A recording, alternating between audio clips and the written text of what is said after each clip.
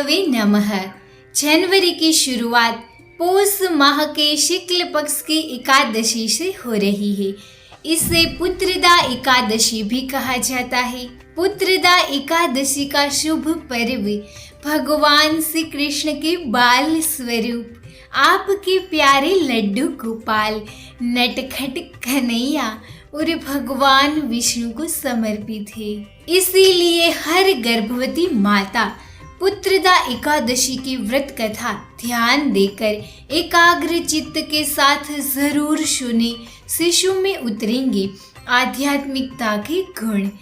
ऐसा भी माना जाता है कि इस दिन व्रत करने से निसंतान को भी संतान की प्राप्ति होती है। गर्भस्थ शिशु की अच्छी सेहत एवं संतान की लंबी उम्र होती है। इस दिन संतान के सफल भविष्य के लिए गर्भवती एवं माताएं एकादशी का व्रत रखती है एवं एकादशी की व्रत कथा सुनती है। इसे वैकुंठ एकादशी भी कहा जाता है। धार्मिक मान्यताओं के अनुसार एकादशी का व्रत रखने से मृत्यु के बाद हमें मोक्ष की प्राप्ति होती है। तो आइए सुनते हैं पुत्रदा एकादशी की कथा। भद्रावती नामक नगरी में सुकेतुमान नाम का एक राजा राज्य करता था। उसके कोई पुत्र नहीं था। उसकी स्त्री का नाम शैव्या था। वह निपुत्री होने के कारण सदैव चिंतित रहा करती थी। राजा के पितर भी रो रो कर पिंड लिया करते थे और सोचा करते थे कि इसके बाद हमको कौन पिंड देगा। राजा को भाई बांधव धन हाथी घोड़े राज्य और मंत्री इन सब में से किसी से भी संतोष नहीं होता था।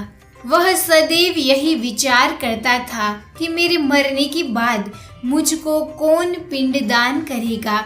बिना पुत्र के पितरों और देवताओं का ऋण मैं कैसे चुका सकूंगा। जिस घर में पुत्र न हो उस घर में सदैव अंधेरा ही रहता है। इसीलिए पुत्र उत्पत्ति के लिए अवश्य प्रयत्न करना चाहिए। जिस मनुष्य में पुत्र एवं संतान का मुख देखा है वह धन्य है। उसको इस लोक में यश और परलोक में शांति मिलती है, अर्थात उनके दोनों लोक सुधर जाते हैं। पूर्व जन्म के कर्म से ही इस जन्म में संतान की प्राप्ति धन आदि प्राप्त होते हैं। राजा इसी प्रकार रात दिन चिंता में लगा रहता था। एक समय तो राजा ने अपने शरीर को त्याग देने का निश्चय किया, परंतु आत्मघात को महान पाप समझकर उसने ऐसा नहीं किया। एक दिन राजा ऐसा ही विचार करता हुआ अपने घोड़े पर चढ़कर वन को चल दिया तथा पक्षियों और वृक्षों को देखने लगा। उसने देखा कि वन में मृग, व्याघ्र, सुअर, सिंह, बंदर, सर्प आदि सब भ्रमण कर रहे हैं। हाथी अपने बच्चों और हथिनियों के बीच घूम रहा है।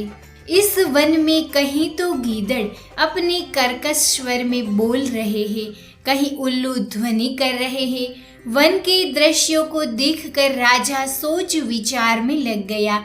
इसी प्रकार आधा दिन बीत गया। वह सोचने लगा कि मैंने कहीं यज्ञ किए, ब्राह्मणों को स्वादिष्ट भोजन से तृप्त किया, फिर भी मुझको दुख प्राप्त क्यों हुआ। राजा प्यास के मारे अत्यंत दुखी हो गया। पानी की तलाश में इधर उधर फिरने लगा। थोड़ी दूरी पर राजा ने एक सरोवर देखा। उस सरोवर में कमल खिले थे तथा सारस, हंस, मगरमच्छ आदि विहार कर रहे थे। उस सरोवर के चारों तरफ मुनियों के आश्रम बने हुए थे। उसी समय राजा के दाहिने अंग फड़कने लगे। राजा शुभ शकुन समझकर घोड़े से उतरकर मुनियों को दंडवत प्रणाम करने बैठ गया।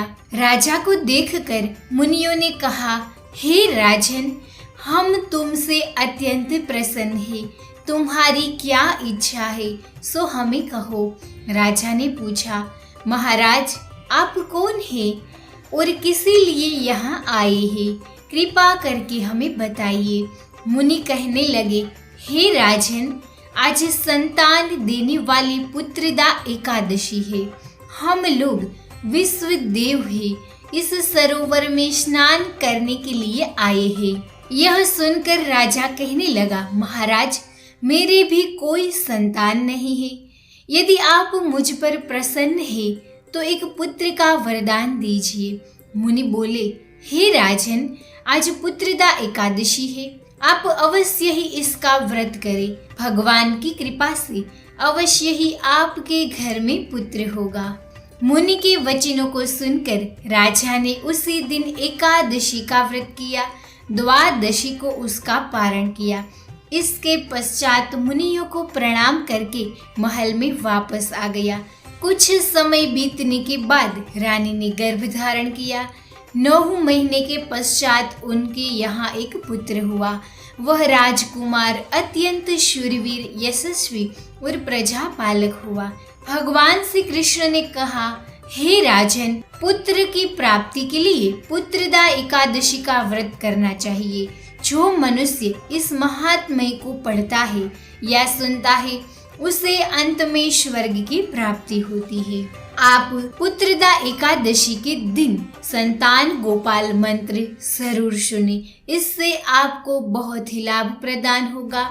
आपका माइंड भी बहुत ही फ्रेश रहेगा। मैंने संतान गोपाल मंत्र की लिंक डिस्क्रिप्शन में दी हुई है, जरूर सुने। आज एकादशी के दिन श्री हरि विष्णु के मंत्र का जाप भी जरूर करें, जिसके लिंक मैंने डिस्क्रिप्शन में दी हुई है, जरूर सुने। धन्यवाद।